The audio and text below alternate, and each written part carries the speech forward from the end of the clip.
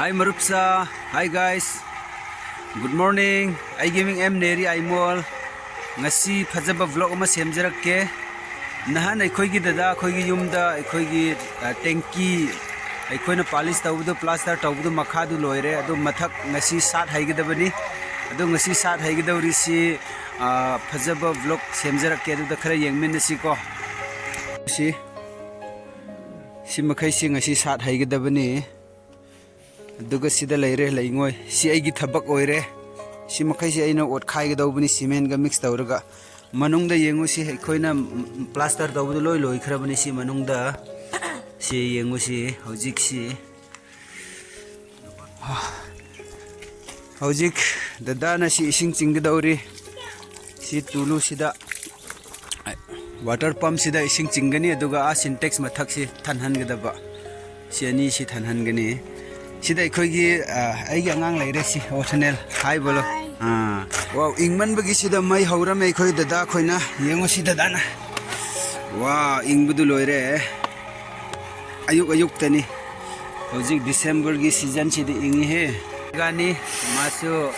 thabak suba yagu dawri netra khoigi dada gi khai ga tombani omega kaudi si jawrak khre palen dagi lawba chatlaga hojik ahum lawrak puni cement si siga duga siga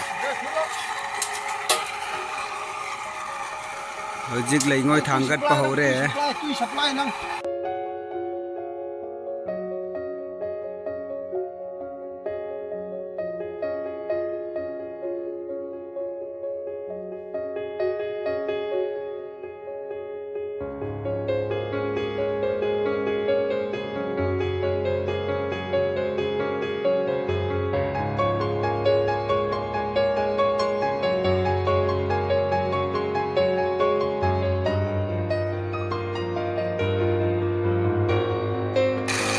guys,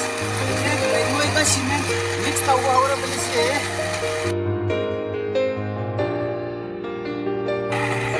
guys ising happa hore bani khoi mix tawbani sida loina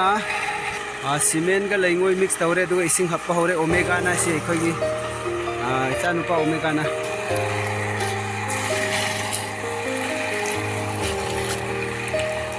guys yengu si totally bani mix tawri bani si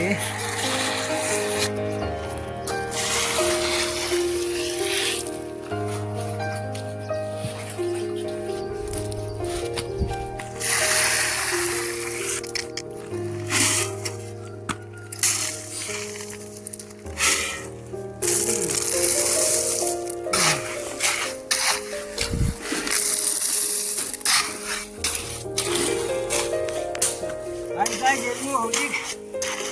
koi si ning ba si pa hore bani ne hore bani si ta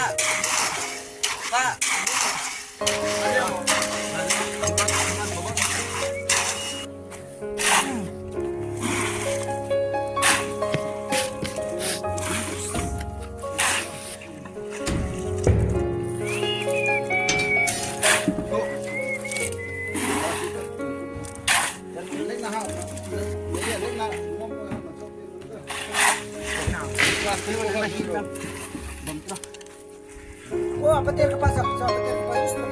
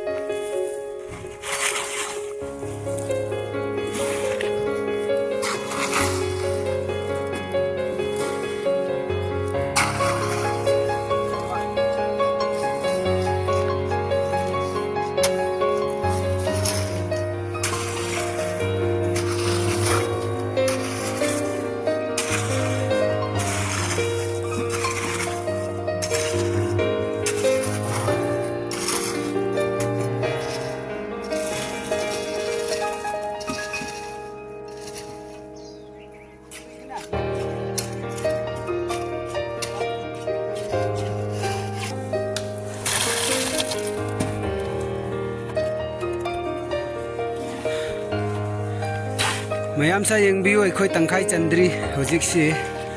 wabadi loire hojik si thangkhup sanna holli bani omega namu ka hapli bani si aduga sida sifaudi loiba hore khoi si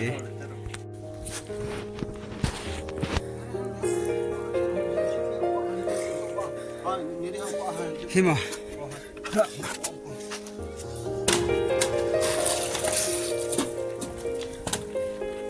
Hi guys, yeng view si akhoi na simuk loira bani hojik si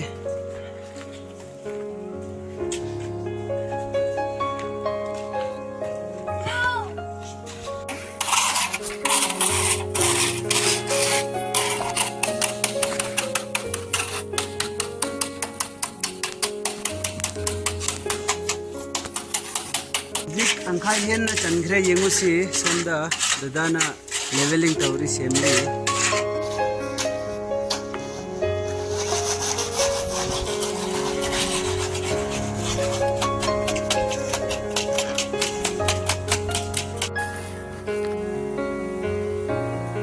Hi guys khoi loige dawre khajik tang wali sida kitang men na ngai si sida muk si yam bare khoi moi totpa cement totpa bol ko khot si guys si thanhan si yengba nungai ram gani haina khalli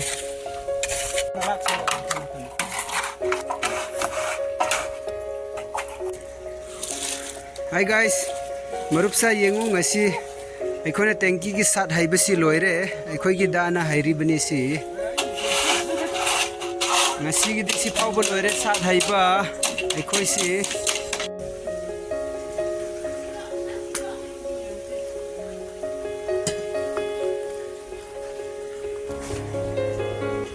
Hi marupsa ngasi gi vlog tanky gi shat heiba gi video si karam tawi yengba nungai rabadi kitang like tawbiu share tawbiu comments tawbiu karamba parts ra khwai phajabadu aduga anauba viewers kana gumana ahanba aigi channel da video yengbi ba tarabadi aigi channel bu support tawbiu subscribe tawbiu ngasi gi desi phawbo loisin jarage thank you bye bye